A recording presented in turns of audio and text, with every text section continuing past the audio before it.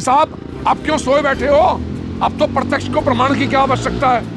आप क्यों नहीं 384 रंगदारी का मामला कायम करते? ऐसे है ना, उस कंपनी में 33% में हमारा हिस्सा है, पहले जो चलता आ रहा है विधायक जी का। ठीक है नी। 10-15 लड़के आ गए, उन्होंने लेबर वालों को मार मार के भगा दिया वहाँ से, और ट्रक वाले को बता दिया कि तुम तब तक माल नहीं उठाओगे जब तक तुम विधायक से बात कर लो या फिर किरण से बात कर लो।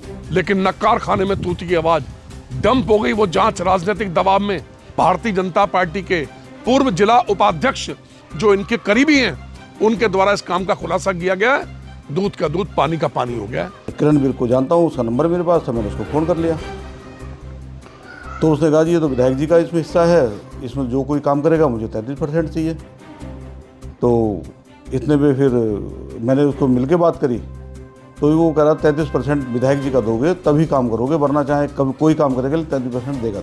उधम सिंह नगर जनपद के एक बीजेपी नेता की एक कारोबारी और हिस्ट्री शीटर के साथ बातचीत का ऑडियो वायरल होने के बाद राजनीतिक गलियारों में हड़कंप मचा हुआ है, क्योंकि भाजपा नेता खुले तौर पर विधायक के नाम पर 33% की वसूली यानी कि मांग करता दिखाई दे रहा है। उस भाजपा नेता का साफ तौर पर कहना है कि अगर तुम्हें कोई भी काम करना होगा तो आपको 33% बीजेपी विधायक को देना ही पड़ेगा। ऑडियो वायरल होने के बाद सच्चाई जानने के लिए खबर पड़ताल की टीम राजेश सिंह से मिली, जहां राजेश सिंह ने पूरे मामले पर खुलासा किया। वहीं इस पूरे मामले में वायरल ऑडियो पहले हम आपको सुनवाते हैं, उसके बाद आरोप प्रत्यारोप भी सुनवाएंगे। तो राम राम भाई जी। राम राम जी, राम राम, क्या हाल चाल? मैं ठीक हूँ।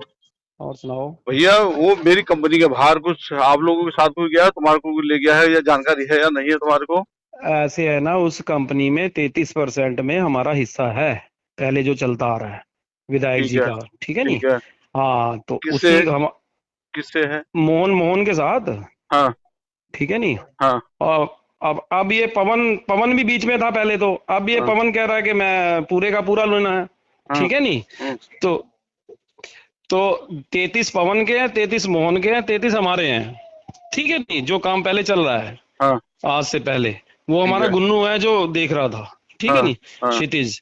तो अब आज हमें पता लगा है कि भाई ऐसे ऐसे कहानी है, तो मैंने कहा ठीक है, मैंने अभी पवन को इसीलिए बुलाया।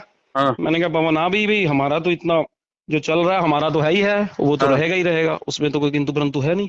और नहीं, दूसरी अब बात रही लड़के लुड़कों वाली, वो हमारा कोई मैटर नहीं है। हाँ हम लड़के क्यों भेजेंगे यार कहीं कहीं पे?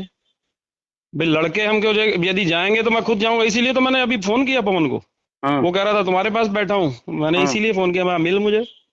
हमारा तो वही है कि भाई 33% जो चल रहा है वो तो चलता ही रहेगा, काम चाहे कोई करे, उसमें कोई दिक्कत थोड़ा ना है। ठीक है नी। नहीं, ये कंपनी है। से काम किसी को मिलेगा तो भी 33 रहेगा तुम्हारा उसमें? अरे भाई, ये जब इसके साथ तय है 33 चल रहा है तो 33 रहेगा नहीं? ये तो बताओ यार। इसके पवन के साथ तय है? हाँ, पवन और एक मोहन का 33 33 है, 33 हमारे क्षितिज का। क्षितिज मतलब समझ ले हमारा है। अब उसको आगे कर रखा है, पीछे तो हम ही हैं सब। ठीक है नी। और सारा कुछ तो विधायक जी के संज्ञान में है, ऐसा कोई इशू नहीं है कोई इसमें।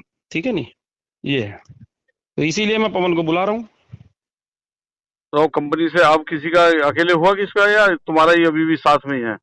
यार अभी तक तो साथ में ही था, आज ही तो ये कहानी आ रही है कि अभी किसी ने कहा कि राजेश का उसमें है। मैं कहा हाँ राजेश का है तो मैं बात कर लूंगा, कोई दिक्कत वाली बात थोड़ा ना है। हाँ। और यदि पवन से कोई आप हमारी सेटिंग हो रही है तो वो अलग है, उसमें तो हमारा कोई मतलब नहीं है। हमारा तो 33% जो है वो 33% है उसमें। ठीक है नी। ये है। इसीलिए मैंने इसको बुलाया, अपना पवन को। ठीक है नी। मैं भी अब एक बार बात इस करके फिर बात करता हूँ। तुम्हारे को हाँ 33 है ठीक। कि हाँ अभी हाँ, तुम्हारे पूछ पार्टनर लो तुम्हारा क्षितिज। चल रहा है, या कि आपका हाँ अलग अलग हाँ से हाँ, कंपनी लगी है? पूछ लो इससे, कोई दिक्कत थोड़ा ना उसमें, पूछने की क्या बात है। ठीक है नी। हाँ।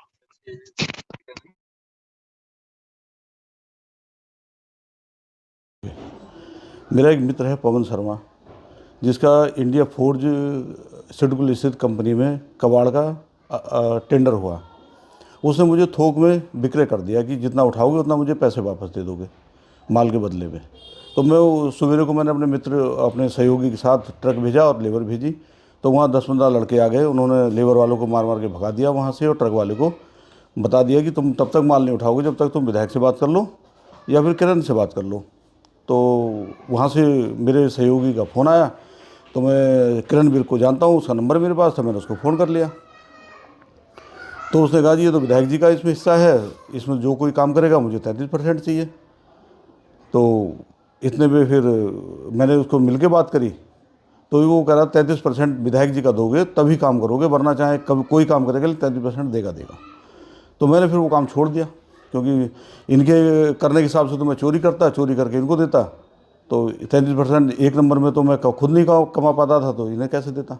तो इन्होंने मेरा काम छीन लिया। मतलब काम कोई भी ले, पैसा कोई भी लगाए, 33% इनको विधायक को चाहिए। अच्छा जी, विधायक के गुर्गे घूम रहे हैं, वो यही वसूली करते रहते हैं और वही मुझसे करा उन्होंने। तो मैं चोरी करनी पड़ती, तो चोरी मैंने करी नहीं और मैं काम छोड़ के आ गया।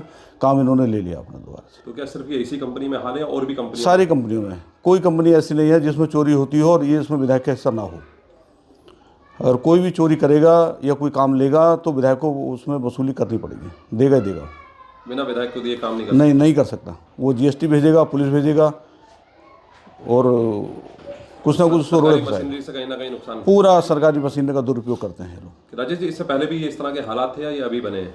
नहीं, मुझे तो लगता है शायद अभी से ही इस टाइप का नया एक चलन शुरू हो गया है, जो विधायक को भी अपनी कमाई में से वसूली देनी पड़ती है।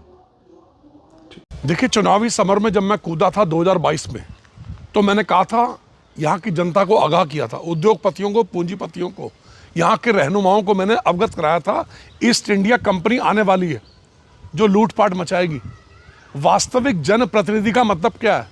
हम सुबह 6 बजे से लेकर रात के 1 बजे तक काम करते थे, लेकिन आज सिर्फ एक सूत्री कार्यक्रम हो रहा है, विधानसभा में किस प्रकार से आदमी को ब्लैकमेल करके पैसा अर्जित किया जाए। इसमें कुछ पुलिस के अधिकारी भी मिले हुए हैं और किस प्रकार से पैसे की बंदरबाट हो रही है, ये पहले भी बहुत सारे नमूने मैंने पेश किए थे। और आज वही लोग जो पहले सिडकुल में पैसों की बंदरबाट करते थे, आज वो हल्द्वानी जेल में बैठे हुए हैं। अब नए सिरे से किसी को सिडकुल का चार्ज दिया है और फिर से वसूली स्क्रैप के काम में, मैन पावर सप्लाई के काम में। ये जिंदगी में हम लोगों ने ये काम कभी नहीं किए। आज तक जीवन में कोई माई का लाल नहीं कह सकता कि मैन पावर सप्लाई में, स्क्रैप में किसी उद्योगपति का राजकुमार ठुकराल ने शोषण किया हो। लेकिन आज जबरन वसूली हो रही है। ये ऑडियो बता रहा 33% तीसरा हिस्सा विधायक जी का रखा जा रहा है। ये कौन लोग हैं? मुझे नहीं मालूम कि कौन व्यक्ति कैसा है, लेकिन ये इनके मुंह से बखान हो रहा है। ये अपने विधायक का हिस्सा बता रहे हैं। वो काम जो पहले जेल में बंद अपराधी करते थे, आज खुलेआम यहाँ जनमानस, यहाँ वो लोग कर रहे हैं जो समाज के नाम पर वास्तव में कलंक है। हमें ऐसे लोगों से अलर्ट रहना चाहिए जो पैसे की वसूली करता है। एक बेचारा वो विक्की आहूजा, गौरव आहूजा था, जिस पर राजनीतिक दबाव में यहाँ के SSP ने 388 रंगदारी का मुकदमा कायम कर दिया। SSP साहब, आप क्यों सोए बैठे हो? अब तो प्रत्यक्ष को प्रमाण की क्या आवश्यकता है? आप क्यों नहीं 384 रंगदारी का मामला कायम करते? ये तो सीधी सीधी रंगदारी है। कोई व्यक्ति समाज में, सिडकुल में ईमानदारी से स्क्रैप का काम भी नहीं कर सकता, मैन पावर सप्लाई का काम नहीं कर सकता। सामान्य तरीके से लोग जीवन जीना चाहते हैं, लेकिन यहाँ के नेता जो जबरदस्ती पैसों की वसूली में लगे हुए हैं, उद्योगपतियों का शोषण कर रहे हैं। कभी सिडकुल में राजकुमार ठुकराल को देखा आज तक किसी ने? मैं 10 वर्षों में MLA रहा और 10 वर्षों में मैं 10 बार भी सिडकुल के अंदर मैंने पाँव नहीं रखा होगा।